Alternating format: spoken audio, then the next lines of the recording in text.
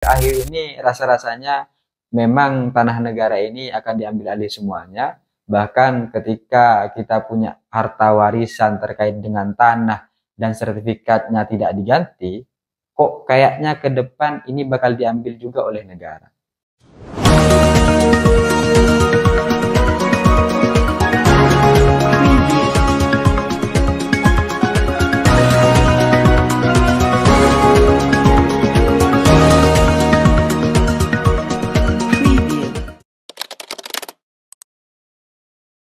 Hai korban ghosting, yang namanya kekayaan dan kesejahteraan finansial selalu menjadi perhatian yang tidak pernah dilewatkan oleh para calon mertua.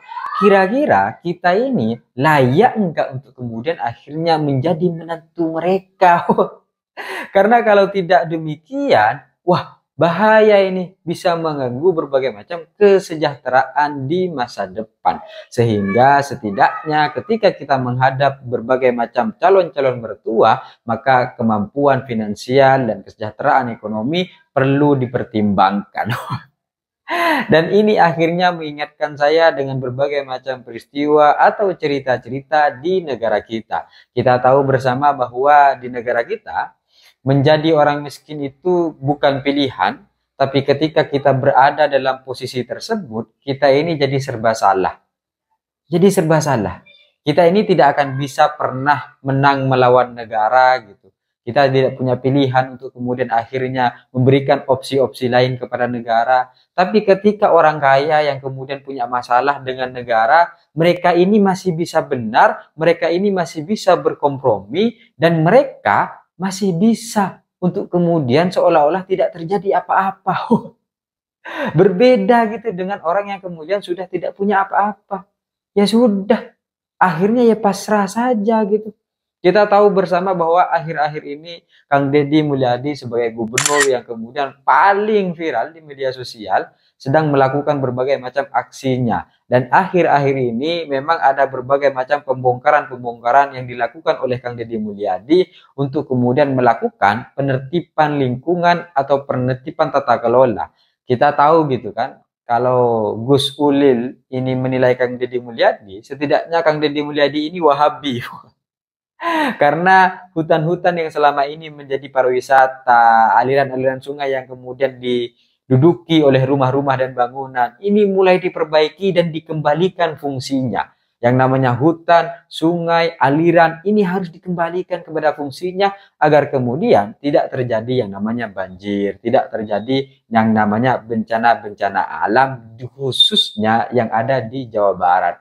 Jadi kalau bagi Gus Ulil, mungkin Kang Deddy Mulyadi ini sudah masuk dalam golongan Wahabi. Karena yang namanya aliran sungai dan hutan itu dikembalikan fungsinya. Dan kita tahu bersama bahwa akhir-akhir ini yang namanya Kampung Gabus yang berada di salah satu daerah Bekasi, ini sedang terjadi yang namanya penertiban kepada para pelaku usaha, kepada orang-orang yang punya rumah di daerah Kampung Bagus ini, di satu daerah ini. Yang dilakukan oleh Kang Deddy Mulyadi, diperintahkan kepada bupati yang ada di Bekasi. Setidaknya hal yang kemudian bermasalah dari hal ini adalah bahwa hal ini, tanah ini adalah tanah milik negara. Kok bisa-bisanya ada bangunan atau ada usaha di atas tanah negara? Ini pelanggaran nih gitu. Dan kalau disadari, kata Kang Deddy Mulyadi, perputaran ekonomi, perputaran uang yang terjadi di sini, ini bisa mencapai puluhan juta. Setidaknya, orang-orang yang kemudian berada di tanah negara ini, di tanah milik negara ini, yang buka usaha di sana, setidaknya dari mereka itu, kan di sana tuh ada sekitar 50 usaha yang kemudian berada di sana, dan di sana ini terjadi perputaran bisnis ilegal, karena 50 usaha ini sebenarnya nyewa kepada orang yang kemudian nggak tahu siapa. Padahal tanah ini milik negara, tapi disewakan, tapi juga diperjualbelikan. Maka setidaknya ada 50 juta per bulan perputaran yang kemudian didapatkan dari bisnis ilegal ini. Sehingga ini bermasalah nih gitu. Harus ditertibkan. Kok bisa-bisanya tanah negara ini disewakan? Setidaknya penyewaannya itu bisa dari 500.000 sampai 1 juta per bulan. Maka ketika kemudian ada 50 usaha, ya dikalikan saja gitu. Bisa jadi 50 juta, bisa jadi 25 juta. Setidaknya angkanya itu dari 25 juta sampai 50 juta. Dan di satu sisi juga ada warga yang kemudian mengaku bahwa dia membeli tanah di situ setidaknya dengan harga 35 juta. Sehingga hal inilah yang kemudian dikecam, kenapa bisa-bisanya tanah negara ini diperjualbelikan, bisa-bisanya tanah negara ini disewakan kepada para pedagang-pedagang kecil. Kita melihat dalam satu posisi juga bahwa ada salah satu warga yang sebenarnya juga sudah tinggal di sana, bahkan dia tinggalnya itu sudah sejak 1988, dan makam kakeknya itu juga ada di situ gitu kan, dan kakeknya itu ternyata katanya bupati ketiga Bekasi. Maka dalam satu posisi dia merasa kecewa, kenapa akhirnya ini dibongkar, kenapa akhirnya ini malah ditertibkan gitu. Kecewa nih gitu. Gak ada aba-aba, tiba-tiba dibongkar. Katanya begitu gitu. Baru kemudian akhirnya dia mengatakan secara politis, entah dia memang sebagai bentuk kekecewaan atau bagaimana, tapi pernyataannya adalah dia mengatakan, saya kecewa memilih Kang Deddy Mulyadi dan saya tidak akan memilih Kang Deddy Mulyadi lagi. Saya berdoa semoga 1 periode sajalah.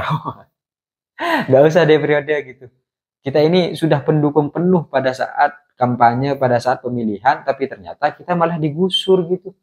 Ya kita tahu lah, yang namanya orang miskin, namanya orang nggak punya ya, mohon maaf, dalam satu posisi ya mereka nggak bisa melakukan apa-apa.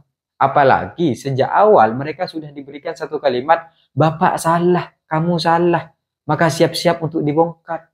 Kalau kita sudah terstigma dalam pikiran kita salah, mau ngapain lagi? Ngelawan nggak bisa, berkompromi apalagi? Ngapain kita masih berkompromi sama orang yang nggak punya kekuatan? Kan gitu akhirnya gitu. Jadi dalam satu posisi negara hadir untuk kemudian menertibkan itu semua, tapi dalam satu posisi orang-orang yang selama ini menyewakan, orang-orang yang selama ini memperjualbelikan, itu diapain sih sebenarnya gitu. Kita lihatlah misalnya Puncak Bogor yang kemudian menjadi kawasan industri, pariwisata yang dibangun hingga akhirnya membabat hutan-hutan, dan ini bermasalah baik secara perizinan dan lain sebagainya. Tapi sampai sekarang apa? Dibongkar doang. Mereka yang kemudian melakukan pembangunan dapat apa? Ya nggak dapat apa-apa. Ya mereka hanya ingin ganti rugi gitu. Tapi kepada investor, kepada negara sanksi yang mereka terima, ya nggak ada gitu. Mungkin juga akan terjadi kepada orang-orang yang akhirnya sekarang digusur ya kan. Mereka digusur, usahanya ya sudah gak ada lagi. Tapi orang-orang yang selama ini menyewakan, orang-orang yang selama ini memperjualbelikan, ya sudah gitu. Hilang tanpa kabar. Dihukum ya enggak, disanksi ya enggak, dipenjara enggak. Jadi kita nggak tahu gitu.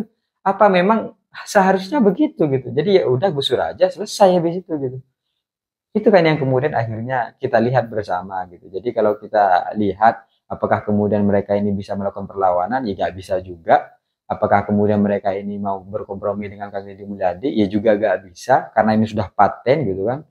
Jadi apa yang kemudian harus dilakukan ketika dalam satu posisi orang miskin ini tidak pernah benar di hadapan negara, mereka punya kerjaan ya gak bisa, gak diterima, mereka dipandang oleh sosialia buruk ya kan, dan dalam satu posisi ketika mereka akhirnya berjualan di satu tempat yang katanya milik negara, sedang mereka gak pernah tahu kalau ini milik negara, dan sudah bayar sewa, sudah beli tanahnya, tapi dalam satu posisi tiba-tiba akhirnya hadir dan kita nggak bisa ngapa-ngapain.